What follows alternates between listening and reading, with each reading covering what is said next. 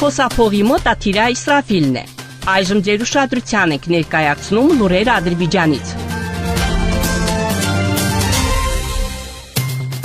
Հունիսի 4-ին Ադրբեջանի նախագահ Իլհամ Ալիևը հեռախոսազրույց է ունեցել իր իրանցի գործընկեր Մասուդ Փեզիշքյանի հետ։ Իրանի նախագահը շնորհավորել է մեր պետության ղեկավարին, Ադրբեջանի եղբայրական եւ բարեկամ ժողովրդին առաջիկա Սուրբ Կուրբան Բայրամի կապակցությամբ եւ մաղթել է մեր ժողովրդին բարեկեցություն եւ առաջընթաց։ Նախագահ Իլհամ Ալիևը իր հերթին շնորհավորել է նախագահին, Իրանի եղբայրական եւ բարեկամ ժողովրդին Կուրբան Բայրամի կապակցությամբ եւ մաղթել է նրանց բարգավաճում եւ առաջընթաց։ Մասուդ Փեզիշքյանը գոհունակությամբ հիշել է մեր երկիր կատարած իր պաշտոնական այցը։ Այցի ընթացքում մեր պետության ղեկավարի հետ հանդիպումները եւ կայացած արդյունավետ քննարկումները։ Հեռախոսազրույցի ընթացքում ընդգծվել է, որ ներկայումս երկու երկրների համապատասխան պետական կառույցները շարունակում են ջանքեր գործադրել Մասուդ Փեզիշքյանի մեր երկիր կատարած պաշտոնական այցի ընթացքում դրված առաջադրանքները կատարելու համար։ Այցի արդյունքում նշվեց Բաքու-Թավրիզ չվերթի վերականգնումը եւ Բաքու-Թեհրան երթուղով չվերթների թվի աճը։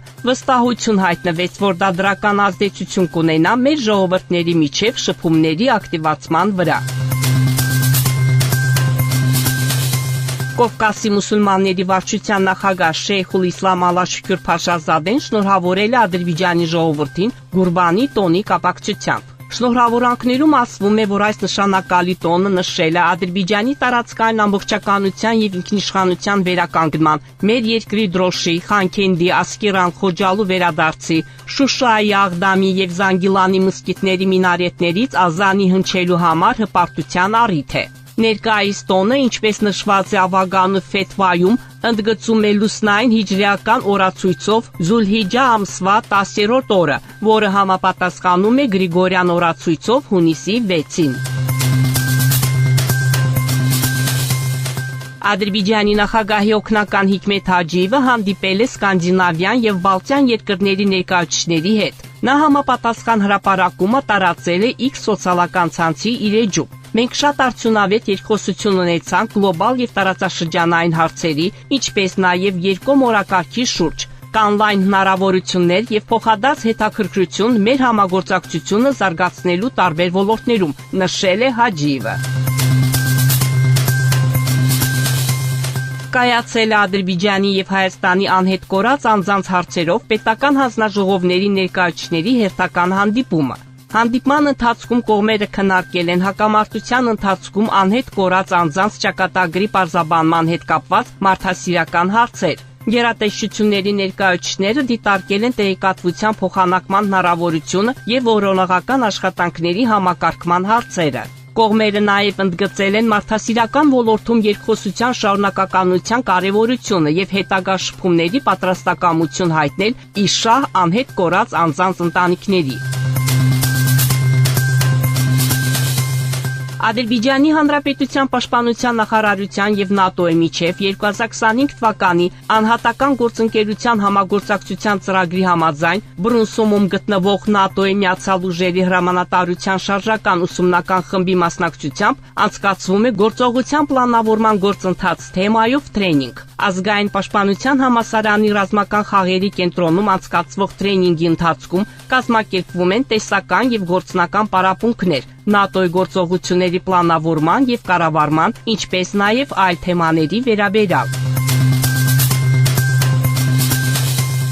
Ադրբեջանը հուսով է, որ շուտով Հայաստանի հետ խաղաղության համաձայնագիր կստորագրվի, սակայն հայկական կողմը պետք է կատարի Բաքվի կողմից առաջ քաշված պայմանները, այսինքն վերացնի տարածաշրջանում կայուն խաղաղության խոչընդոտները։ Այս մասին հայտարարել է Ամերիկայի Միացյալ Նահանգներում Ադրբեջանի դեսպան Խազար Իբրահիմը տեղական Diplomatic Watch պարբերականին տված հարցազրույցում։ Մենք հուսով ենք, որ համաձայնագիրը շուտով կստորագրվի, սակայն ինչպես մենք բազմիցս ասել ենք հայկական կողմին, կան մի քանի հիմնարար եւ շատ կարեւոր հարցեր, որոնք պետք է լուծվեն համաձայնագրի ստորագրումից առաջ։ Ադրբեջանն ունի շատ իրատեսական դիրքորոշում, որը սատարվում է միջազգային հանրության կողմից։ Կարևոր կետերից մեկը այն է, որ Հայաստանի սահմանադրությունը դեռևս պարունակում է տարածքային պահանջներ Ադրբեջանի նկատմամբ։ Մենք բոլորս հասկանում ենք, որ կայուն խաղաղություն չենք ունենա, եթե երկրի հիմնական օրենքը հակասի դրան։ Հետևաբար, սահմանադրության մեջ փոփոխություններ կատարելը անհրաժեշտ է,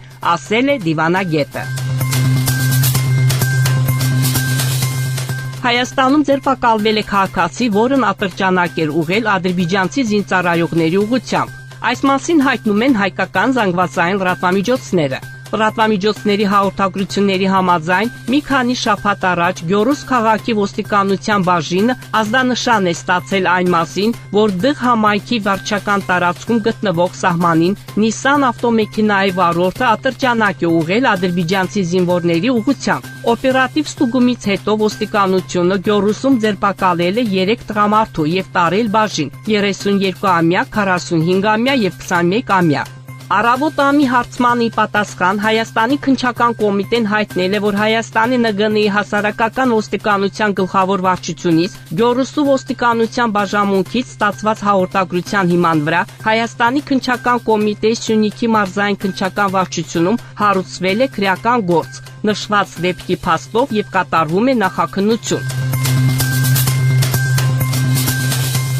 Մեր գլխավոր նպատակն է ավելի արդյունավետ պայքարել տարածաշրջանում Հայաստանի կողմից ստեղծված բնապահպանական ռիսկերի դեմ։ Այս մասին հայտարարել է Environmental Protection First ոչ կառավարական կազմակերպությունների կոալիցիայի անդամ Ամին Մամեդովը կոալիցիայի ճեպազրույցի ժամանակ։ Նա ասել է, որ նրանց ներկայացրած կազմակերպությունը պահանջում է Մեծամորի ատոմային էլեկտրոկայանի շութափույթ փակումը։ Այս նախաձեռնության գլխավոր հեղինակը Թուրքիայում գործող Դողա Վեջևրե հասարակական միավորումն է։ Վերջերս Իգդիրում Մեծամորի ատոմային էլեկտրոկայանի վնասավոր գործունեությանը նվիրված միջոցառման ժամանակ թուրք բնապահպանները հատուկ հայտարարություն են ընդունել։